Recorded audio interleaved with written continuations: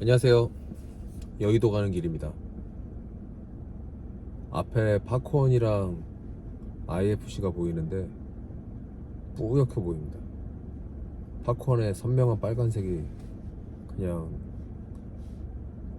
버건디색으로 보여요. 날이 흐리면 사람도 좀 다운되기 쉬운데 오늘 오랜만에 반가운 분을 만날 거기 때문에 여의도에 즐겁게 가고 있고요. 아침부터 좀 이런 생각을 해봤어요.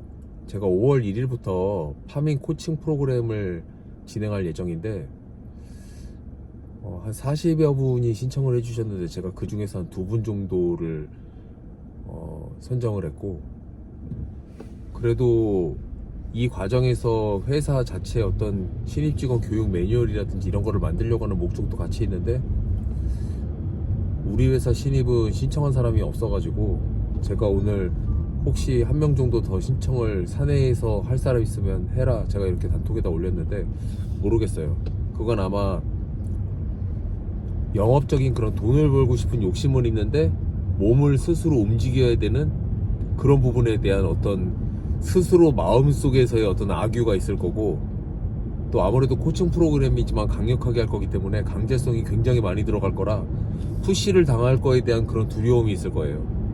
자, 그러면 그 두려움이라는 부분에 대해서 제가 잠깐 얘기해 보려고 하는데요. 돈을 못 버는 것이 두려운 것이냐, 아니면 돈을 벌라고 사내 코치나 뭐 저 같은 코치가 압박을 하는 것이 더 스트레스인가 생각을 해보면, 저는 그 어떤 스트레스를 저한테 준다 하더라도 제가 돈만 많이 벌 수 있으면 뭐 저는 그걸 감내할 수 있을 것 같은데, 이 생각보다 세상에 사람 생각이 다 똑같진 않은 거죠. 그래서 저는 우리 사내에서는 신청한 사람이 없는 게 아닌가 하는 그런 생각을 해봅니다. 제가 회사에서 샐러리 베이스의 영업사원 20명과 샐러리 베이스가 아닌 100% 인센티브제의 영업사원 30여 명을 같이 매니징하고 있는데, 그러면서 느끼는 거는 뭐냐, 똑같은 과제를 제가 샐러리 베이스의 영업사원한테도 시켜본 적이 있고 100% 인센티브제인 영업사원한테도 시켜본 적이 있어요. 월급쟁이들은 월 지나면 정해진 날 월급이 나오지만 더 이상 많이 나오지도 않잖아요. 하지만 영업사원들, 특히 인센티브 100%인 영업사원들 같은 경우에는 월급을 받는 건 아니지만 그 월급은 받지 않는 것이죠, 실제로 따지면.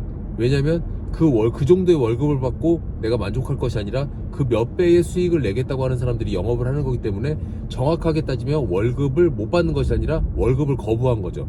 나 월급쟁이를 하지 않겠다, 이런 건데, 사업자 마인드인 거예요.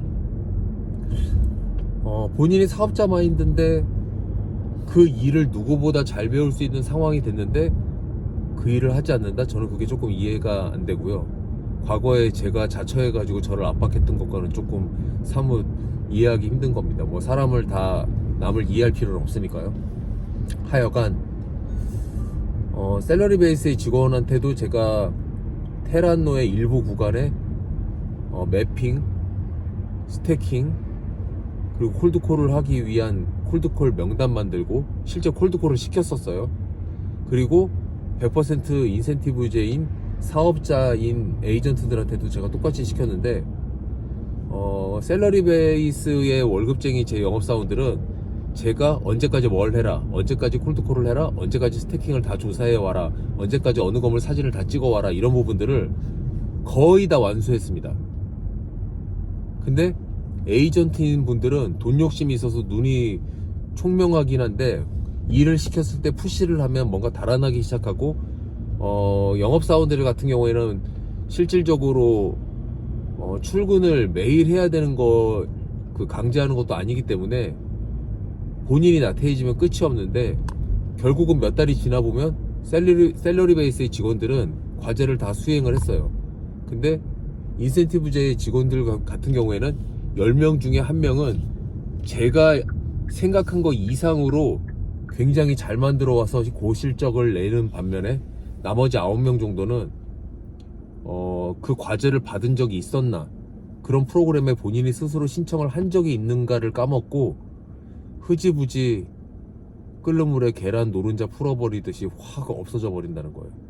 제가 이번 코칭 프로그램을 굉장히 사람들한테 겁을 주고 아무나 신청하지 마라, 진심이 아닌 사람은 아예 신청도 하지 마라, 중간에 하다가 포기할 사람들은 아예 신청도 하지 마라, 이렇게 얘기했더니 저희 직원들은 신청을 많이 안 한 것 같기도 한데 좀 안타깝기도 하고요. 저는 강제로 뭔가를 먹여가지고 연명을 시키려고 하는 그런 생각을 전혀 갖고 있지 않고, 저한테 일을 처음 가르쳐 주셨던 제 첫 직장의 회장님도 원하지 않으면 가르쳐 주지 않고 배고프지 않으면 밥을 주지 말라고 얘기했기 때문에, 저는 아주 절실하게 부동산 일을 배우겠다, 코칭 프로그램에 참가하겠다고 하시는 분 두 분과 하루 이틀 정도 5월 1일 시작하기 전까지 우리 사내에 만약에 원하는 사람이 있다고 하면 그 한 명 정도를 해서 3명 정도를 가지고 코칭 프로그램을 운영을 할 거고요.